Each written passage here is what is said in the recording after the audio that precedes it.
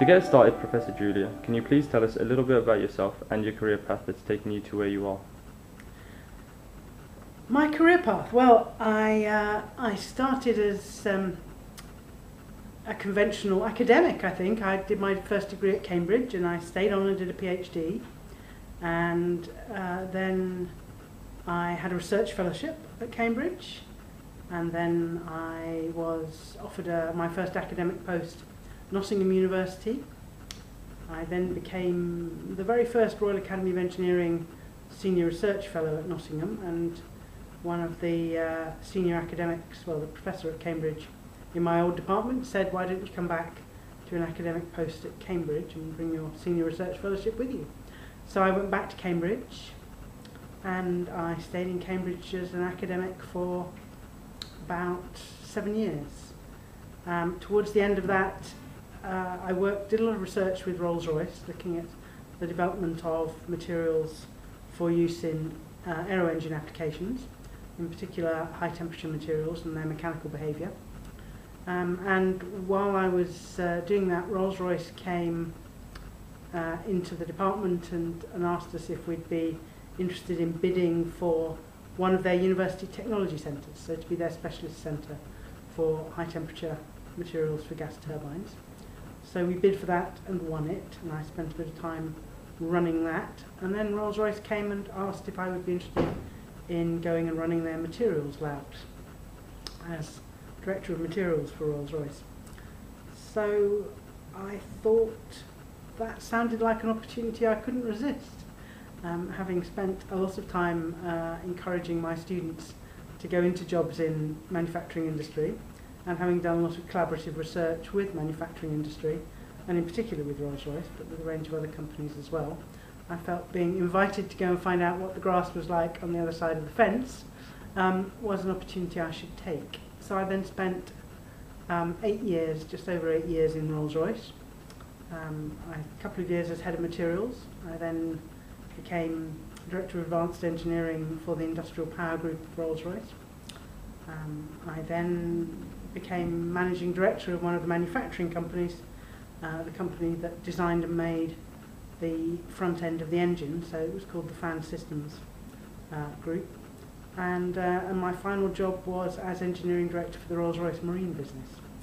So that was a really interesting range of very different jobs, with a kind of typical Rolls-Royce, let's move people, the people who are doing well, we move them on every 2 years. So you never quite felt you'd cracked all the problems you wanted to, but it was great to continue to have new challenges thrown at you. And then I joined the Institute of Physics as Chief Executive, and then I was asked if I would apply for the job of Principal of the Engineering Faculty at Imperial College. So I came back into academia, and from Imperial I came here as Vice-Chancellor at Aston. So that's a very quick summary. What do I learn from that? It took me a while to get started, to have the confidence to move around. I wish I'd done my PhD somewhere different and gone and done a postdoc in the States or something. But change is very exciting, and I think change is also very helpful in speeding up your career progression. So I think being confident enough to accept interesting offers that get you doing something different is a good thing.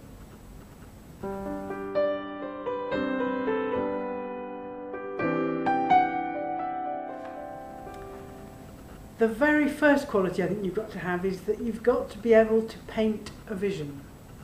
You've got to be able to describe the place you want to take the organisation, and it's got to be an appealing place that people want to come with you to.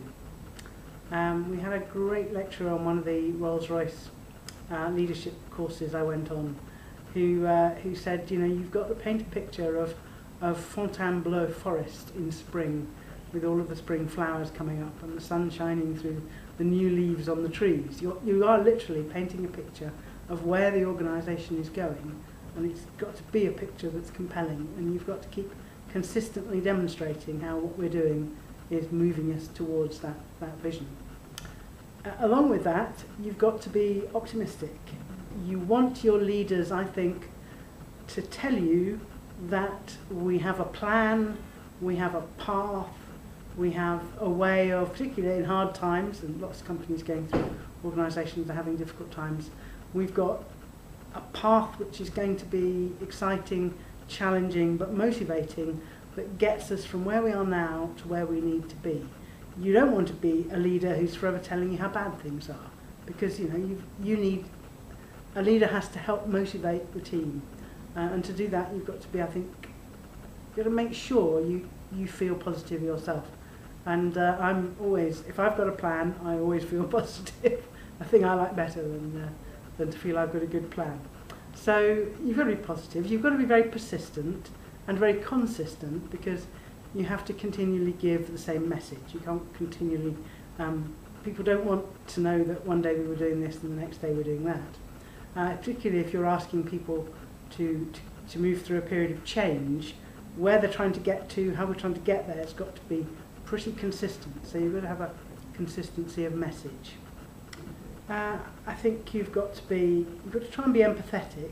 You've got to learn to say, how does what I'm saying feel to the person I'm saying it to? So those exercises of putting yourself into other people's shoes, and therefore thinking about how do you make sure your message communicates in the right way to different sorts of people. So different messages, same end, but different ways of delivering the message, different emphasis on different parts of it for different groups of people, because they're in a different place. They've got different concerns, they've got different interests, so you have to tailor it to ensure that it feels understandable and encouraging for them.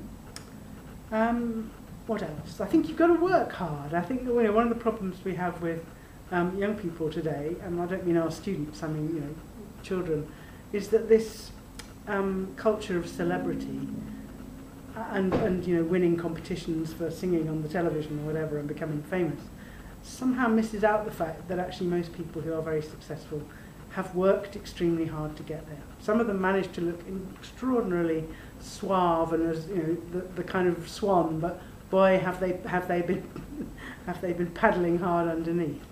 And I think you will find most people who've got to very senior jobs have been very committed and have worked hard. So let's not pretend that everybody gets there by entering a competition and just winning. It's not chance. You make your own luck in a way. I think I would say I'd been lucky, but I'd say I'd worked very hard for that luck. So I think you do, to a large extent, make your own luck. And I think it's important to try and retain humility. And you can see that that is difficult when you're Steve Jobs and everybody is saying how fantastic you are, how you've made the company, how, if you leave the company, or sadly if you die, what happens to the stock price. I think it can be quite hard for people in some of those jobs where they get an awful lot of adulation to remember to be humble, remember you make mistakes, remember you are an ordinary person.